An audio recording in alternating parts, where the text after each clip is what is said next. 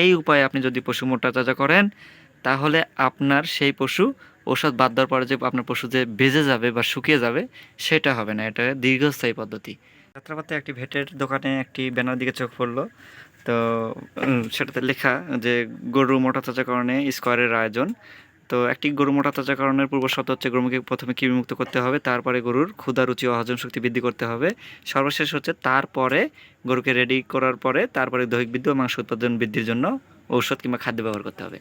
তো স্কোয়ার এখানে সুন্দর করে লিস্ট করে দিয়েছে। কৃমিমুক্তকরণের জন্য আপনারা ব্যবহার করতে পারেন স্কোয়ারের অ্যালমেক্স, যেটি আলবেন্ডাজল গ্রুপের একটি ঔষধ। তারপরে হচ্ছে ট্রাইলিভেট, যেটি হচ্ছে রেনাডেক্স। তারপরে এলটিভেট ব্যবহার করেন আপনারা, সেটার মতো একটি ঔষধ।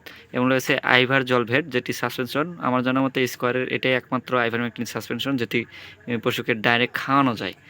এছাড়া রয়েছে ক্ষুধা রুচি ও হজম শক্তি বৃদ্ধির জন্য রয়েছে বায়োলাক, যেটি প্রোবায়োটিক প্রিবায়োটিক ট্যাবলেট। এছাড়াও রয়েছে ডেটক্স ভেট পাউডার, যেটা রোমিলেটর ভেট, ববি ভেট, ববি কেয়ার, ববি টেক এইসবের মতো একটি পাউডার। তারপর রয়েছে লিভার টনিক, লিভাভিট, খুবই ভালো মানের একটি লিভার টনিক। তারপর রয়েছে ডাইজেস্টিম লিকুইড। তারপরে রয়েছে প্রোবায়োজাইম, যেটি মূলত প্রিবায়োটিক প্রোবায়োটিক এবং হচ্ছে এনজাইম। তারপর রয়েছে নো ব্লাড ভেট, যেটি সিমেথিকন ডিল অয়েলের সাসপেনশন। এছাড়াও রয়েছে হেমাকেয়ার, যেটাতে রয়েছে আয়রন এবং জিঙ্ক রয়েছে। এবং রয়েছে হেপাসেপ গোল্ড, যেটি মিডিয়াম কোয়ালিটির একটি লিভার টনিক, কিন্তু খুব ভালো কাজ করে।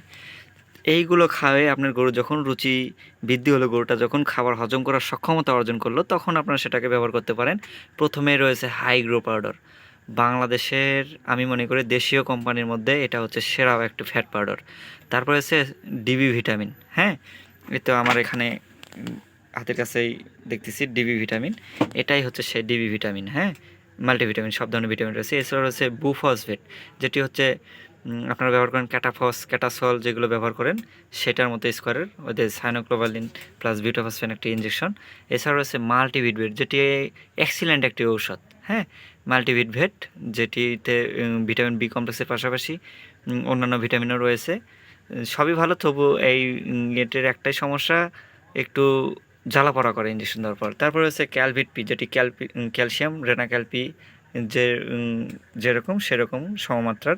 তারপর হচ্ছে ক্যালপ্লেক্স লিকুইড, যেটি হচ্ছে অনেক হাই কোয়ালিটির একটি ক্যালসিয়াম ডেডিকেটেড। তারপর হচ্ছে এনরাইস সিরাপ। তারপর হচ্ছে ডি ব্যালেন্স ভেট, যেটি মূলত ভিটামিন ডির একটি সিরাপ। এছাড়া রয়েছে স্কোয়ার সেই কাঙ্ক্ষিত জিঙ্ক জি সাবভেট, যেটিতে কোনো ফ্লেভার নাই, কিন্তু একটি সিরাপকে আপনি হাঁস, মুরগি, গরু, ছাগল সব কিছুকে খাওয়াতে পারবেন। যে ধরনের খাবার দিতে ব্যবহার করুন সে ধরনেরই এটাতে সে ফ্লেভারই গরু পাবে, কোনো সমস্যা নেই। মানে কোনো ফ্লেভার ছাড়া একটি সিরাপ। হ্যাঁ, তারপর আছে ভিটাস্টার লিকুইড। ভিটাস্টার লিকুইডটা খুবই ভালো একটি ঔষধ, বিশেষ করে ল্যাম্পি স্কিন ডিজিজের পরে, এলএসডির পরে আপনারা সেই গরুকে স্বাস্থ্যসম্মত করতে ব্যবহার করলে ভালো একটি রেজাল্ট পাবেন।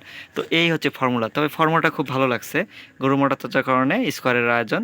তবে এখানে যে ওষুধগুলো দেখতেছেন এইগুলো হচ্ছে একদম বিজ্ঞানসম্মত পদ্ধতি এবং স্টেরয়েড মুক্ত উপায়। অর্থাৎ এই উপায়ে আপনি যদি পশু মোটা তাজা করেন তাহলে আপনার সেই পশু ওষুধ বাদ দেওয়ার পরে যে আপনার পশু যে বেজে যাবে বা শুকিয়ে যাবে সেটা হবে না। এটা দীর্ঘস্থায়ী পদ্ধতি। হ্যাঁ, সিস্টেমটা অনেক সুন্দর।